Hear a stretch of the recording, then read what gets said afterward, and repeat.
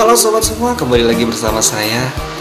Oke, kali ini saya ingin mencoba mengajak sobat semua untuk membahas tentang seni ukir Dayak Kenyah. Oke, langsung aja kita ke pokok pembahasannya.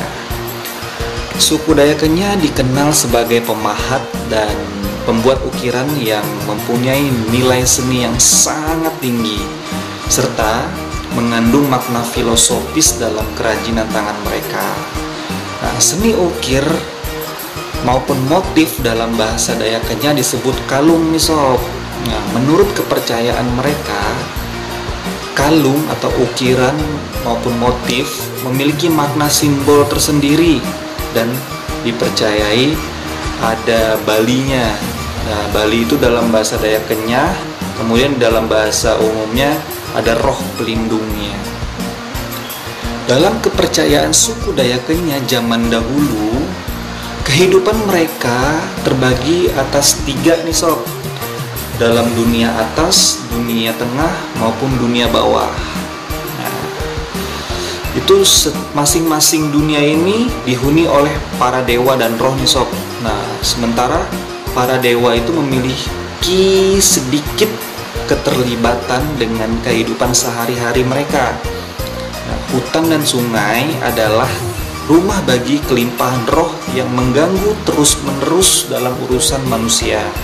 Nah, oleh sebab itu, sebelum membuat ukiran atau motif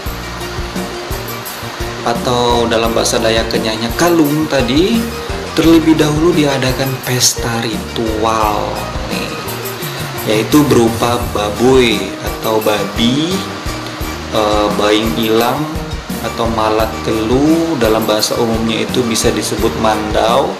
Kemudian ada tawek, tawek itu adalah gong nih sob. Nah, untuk mengingatkan roh dalam kalung tersebut supaya dapat mengenali siapa pemiliknya dan untuk melawan dari kekuatan jahat yang ingin mengganggu si pemilik tersebut sob.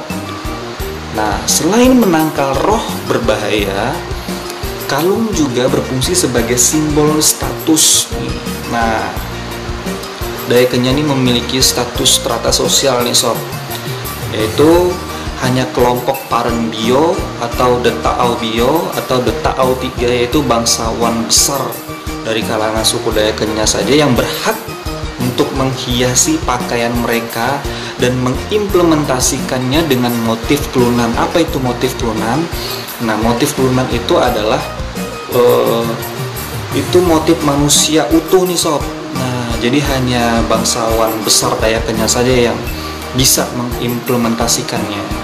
Nah, sedangkan Parendumit atau Detaau Dumit, yaitu bangsawan yang lebih rendah nih atau lebih kecil nih dibandingkan dengan Parenbio tadi. Nah, itu mereka hanya boleh mengukir atau memberikan motif aso. Aso itu adalah anjing maupun ya bisa dibilang naga lah, anjing maupun naga. Nah, dan silung kelunan. Nah, silung kelunan ini adalah motif wajah manusia. Nah, sementara untuk rakyat jelata dibatasi hanya motif geometris dan motif sapuk. Apa itu sapuk? Yaitu bunga. Nah, dan kelawit itu tumbuhan nih sob. Nah, jadi kalau bangsawan Bio tadi, dia boleh mengimplementasikan di kehidupan sehari-harinya dengan motif kelunan, yaitu motif manusia keseluruhan. Nah, sedangkan yang di bawahnya lagi itu ada Parendumit namanya, itu hanya bisa mengimplementasikan motif aso, motif anjing maupun naga, kemudian silung kelunan atau wajah manusia. Nah, sedangkan untuk rakyat jelata atau rakyat biasa itu hanya bisa mengimplementasikan motif geometris dan motif sapuk, yaitu bunga maupun motif kelawit atau tumbuh-tumbuhan. Nah, kalung suku Kenyah atau motif Dayak Kenyah umumnya terdiri dari beberapa motif dan simbol nih sob. Nah, yang pertama itu adalah kalung klunan atau motif manusia. Nah, sebentar, motif manusia itu seperti ini sob. Nah, ini saya punya mandau, dia ada motif manusianya nih ya, bisa dilihat ini wajahnya, tubuhnya, kakinya. Oke, ini motif klunan ya. Nah, kemudian ada kalung lengunan atau naga, kemudian kalung sapuk atau bunga, kemudian ada kalung asok, anjing dan naga.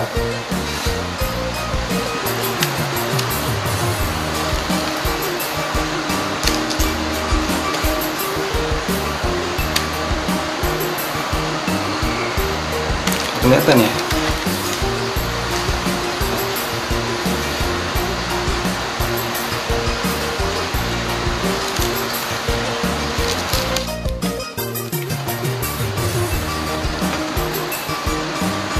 Aduh, kurang jelas nih sob. Nah, ini adalah motif asok ya, atau anjing nih. Oke. Nah, kemudian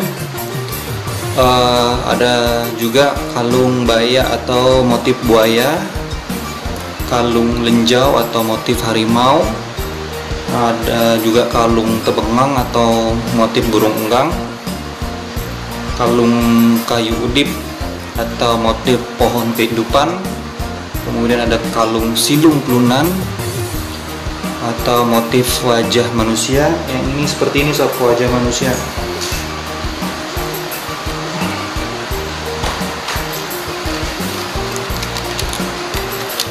Nah, ini wajah manusia ya.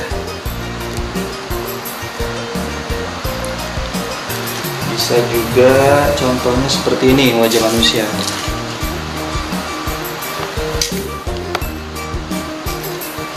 Nah, ini namanya motif silung klunan ya, mata, hidung, sama mulutnya.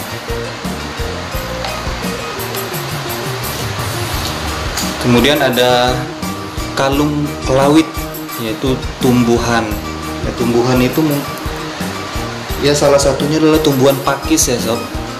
Nah, jadi saya beri contoh seperti ini yang ada motif, saya kasih contoh. Nah, motif ini nih, nah, melengkung ya, ini adalah tumbuhan, salah satunya tumbuhan pakis ya.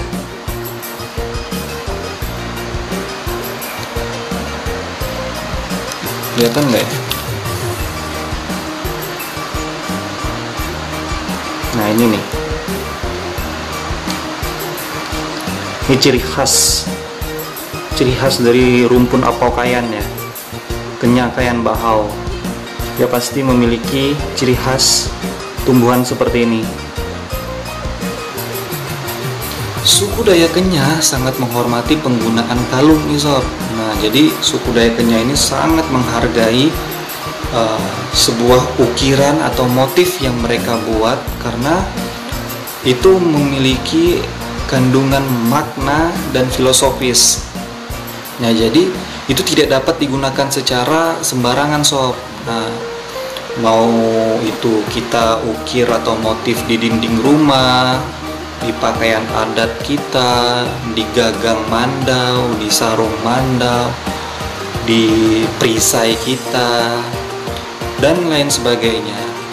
Nah, jadi rumpun Apokaian, yaitu Dayak Kenyakayan Bahau, tidak sembarangan mengukir atau membuat motif di dalam kehidupan sehari-harinya. Motif maupun ukiran sebagai seni yang dapat memberikan kita pelajaran tentang pentingnya kesadaran dalam hidup utamanya dari segi penghargaan kepada alam sekitar, kemudian emosi, kemudian seni dan budaya.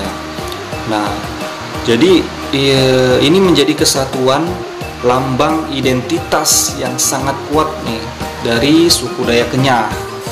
Nah, di mana motif dan ukiran ini mewakili banyak makna filosofis dalam tradisi budaya Dayak Kenyah. Ya, oke, sekian pembahasan dari saya sob. Semoga sobat semua mendapatkan manfaat, mendapatkan ilmu baru tentang sejarah ini. Yang terima kasih saya ucapkan dan sampai jumpa di lain kesempatan.